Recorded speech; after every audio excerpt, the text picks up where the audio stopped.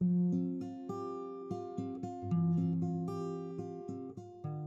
pong mapagpala at magandang araw sa ating po lahat mga kaibigan. Narito mo muli ang inyong lingkod upang may isa po tayong panauhin, isang kaibigan, isang kapatid.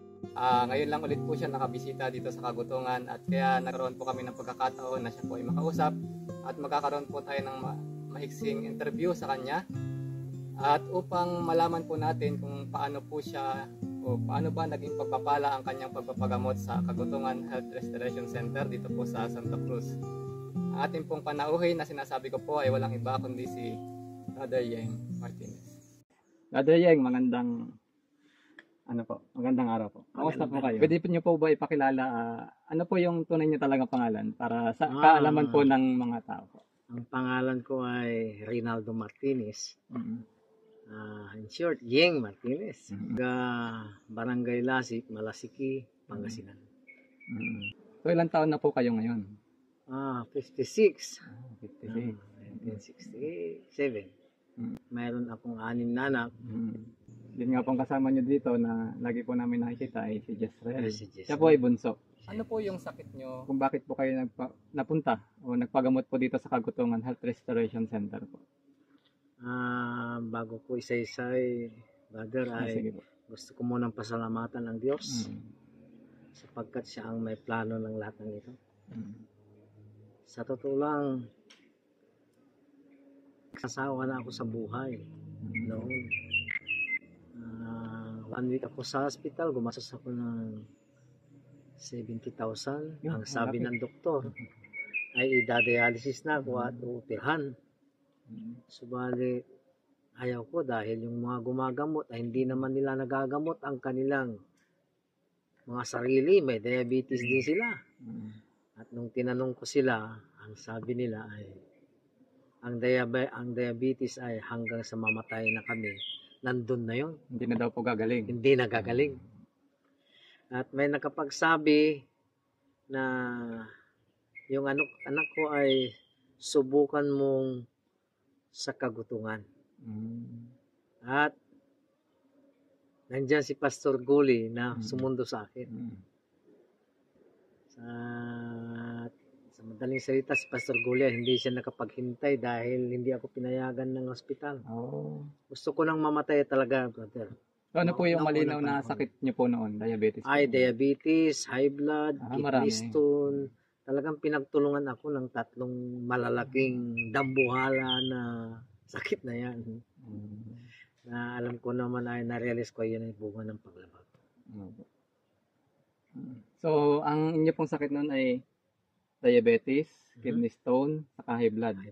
Opo. Gumastos po kayo ng 70,000 at hindi pa bukod pa yung dialysis kung nagpa-dialysis sana kayo. Mas mahal na. Mas mahal na.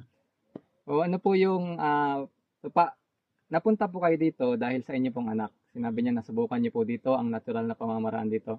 At nung panahon po na nandito kayo, ay ano po yung naramdaman nyo sa loob po ng 10 araw na cleansing po? Ay, nung pangatlong araw ko ay nakaramdam na ako ng talagang pagpapala na ginamit para masundan ko yung plano ng Diyos na talagang gagaling ako.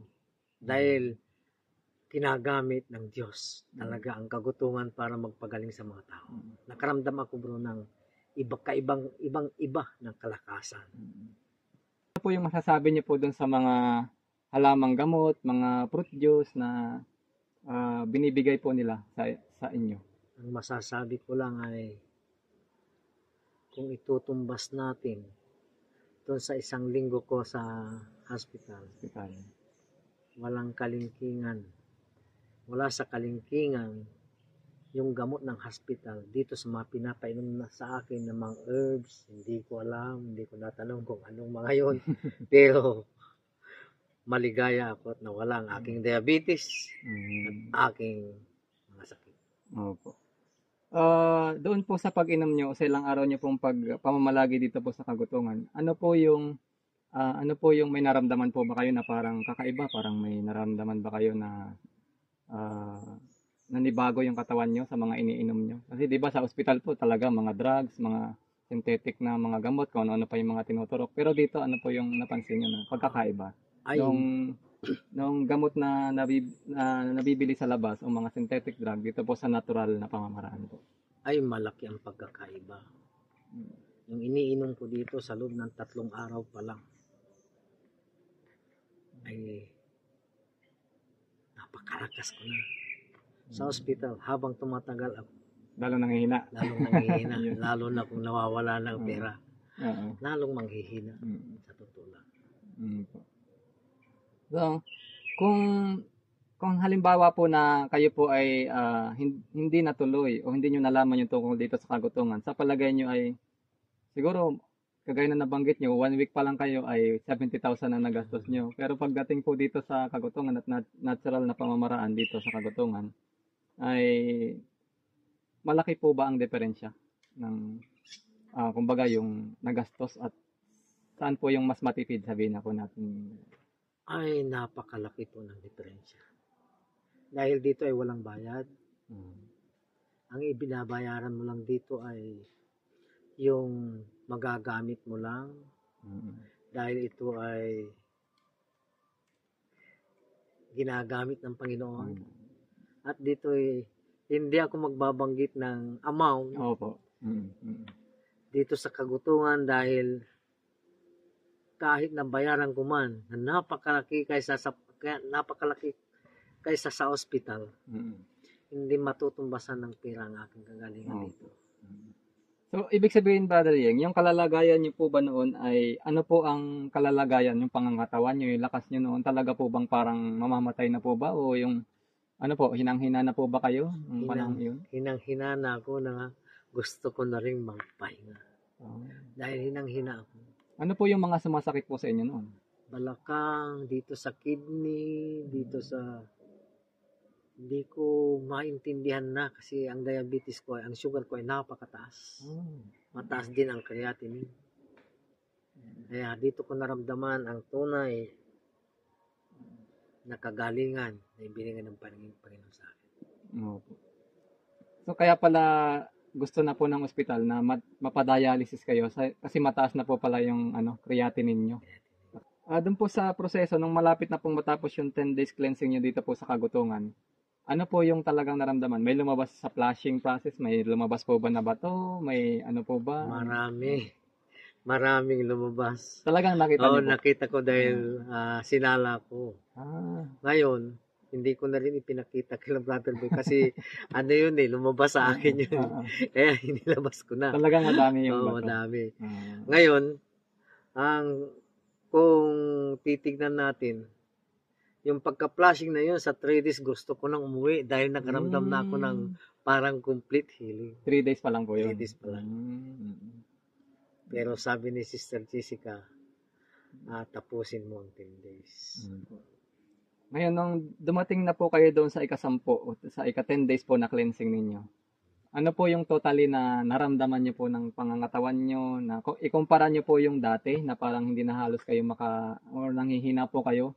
Doon po sa, after po na, pagkatapos po ng 10 days na nag-cleansing po kayo dito sa kagutungan, ano po yung pagkakaiba? Malaki. Nung dumating ako sa kagutungan ay mayroon pa akong alalay na umaalalay sa akin na bumababa dahil doon ako sa sanitarium sa baba at hindi ko kaya maglakad talaga. Pero nung pang 7 days ko, jogging ko na yung matataas na kabundukan na yung naghahanap ng ampalaya. Diyan po sa Green Hills.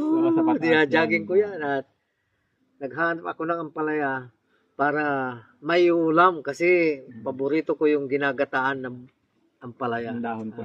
Dahon. Tapos Brother Yeng, sa pangkatanungan ay ang balita po namin ay marami na po kayong kumbaga na-endorso dito at nasasamahan ng mga pasyente dito. Ano po yung umiinggan nyo sa inyo or bakit nyo po ginagawa ito na yung pagdadala po ng mga pasyente pag i-introduce na po sa kagutungan na doon kayo magpagamot o kumpara po sa hayaan na lang sila o magpagamot na lang sila kung saan nila gusto. Bakit po mas iniinggan niyo po yung mga kakilala niyo, kamag-anak niyo na kapag may sakit ay dito na lang po? Iyon ay hindi ko may paliwanag yung nararamdaman ko sa mga taong may karamdaman. Dahil ayaw ko sanang maramdaman nila yung naramdaman ko. Na napakahirap talaga.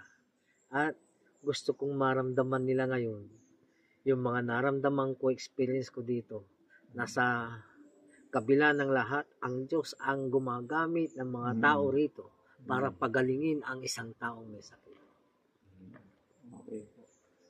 Tapos po, bilang panghuli pong pananalita mula sa inyo, sa mga tao po na nakikinig at nakakapanood po ngayon dito, ano po yung mensahe nyo para sa kanila na magbibigay po sa kanila ng inspirasyon o sa mga karamdaman po na nanonood o nakikinig ngayon? Ano po yung huling mensahe nyo po para po sa kanila na nais nyo po sabihin? Sa may mga karamdaman na katulad ko, dati na may karamdaman ako, kung gusto nyo pong gumaling, tumawag lang tayo sa Diyos. At dito sa Kagutungan, mga kapatid, mga kaibigan, ay parang wala talagang imposible. Diabetes, kidney, gallstone, cancer, lupus, lahat na ng mga masakit na napaka-imposible na sa hospital. Dito, hindi natin malilimitahan ang kapangyarihan ng Panginoon na siyang gumagamit sa mga tao ito. Dito na tayo sa Kagutungan Health Restoration. At naniniwala ako na kung hindi kayo gumaling dito, ay napaka-imposible po. Gagaling at gagaling kayo. Maraming po salamat, Brother Yeng, sa inyo pong pagpapaunlak sa amin sa pag-interview po sa inyo at miss po namin kayo. Matagal na nawala, matagal na hindi po nakapunta dito. Bagaman kayo ay minsan ay may dinadala ng mga pasyente, ay minsan hindi namin kayo naabutan dito. At nabalitaan na lang namin na sinamahan niyo sila, ganyan. Ngayon nga ay nagkaroon kami ng oras, pagkakataon na ma-interview kayo kasi yung pagpapala po ng Panginoon ay naibahagi nyo. So, ngayon po ay naibahagi. At patuloy nyo mga ibabahagi sa pamamagitan po ng social media na yung testimony ninyo ay magsisilbing patotoong buhay na ang Panginoon ay kaya niya pong gumamot kahit anong uri po ng sakit sa pamamagitan ng natural na mga pamamaraan. Maraming salamat, Brother Yeng. Maraming salamat din. At isa pa, pwede kayong magpahatid sa akin na walang bayad. Sige po. Sa lahat ng mga nakikinig, nanonood. Kontakin nyo lang si Yeng Martinez. Hatid ko kayo dito ng libre. Maraming salamat din, bro. Sige po. Sa mga kaibigan po namin at mga kapatid na kagaya po na sinabi ni Brother Yeng, ipa-flash po siguro namin yung cellphone number niya. At sa mga malapit po sa kanya o sinais pong mag-contact sa kanya, siya po, ang trabaho po pala ni Brother Yeng ay isa pong on-call driver. On-call driver po siya. Kaya kung kayo man ay nasaan lugar na nararating po ng mga sasakyan, siya po ay tawagan nyo lang sa kanilang pong numero upang kayo po ay sunduin. Kagaya po na sabi niya, kung may karamdaman lalo tigit ay makapagpagaling o makapagpagamot po dito sa Kagutungan Health Restoration Center. Kaya muli mga kapatid at mga kaibigan, ay isa pong pagpapala na ating pong nakasama si Brother Yeng Martinez at naway patuloy po tayong pagpalain at makakinig pa o makapanood ng mga iba't ibang inspirasyon, mga pasyente na gumaling po dito sa Kagutungan Health Restoration. So purihin po ang Panginoon at to God be the glory.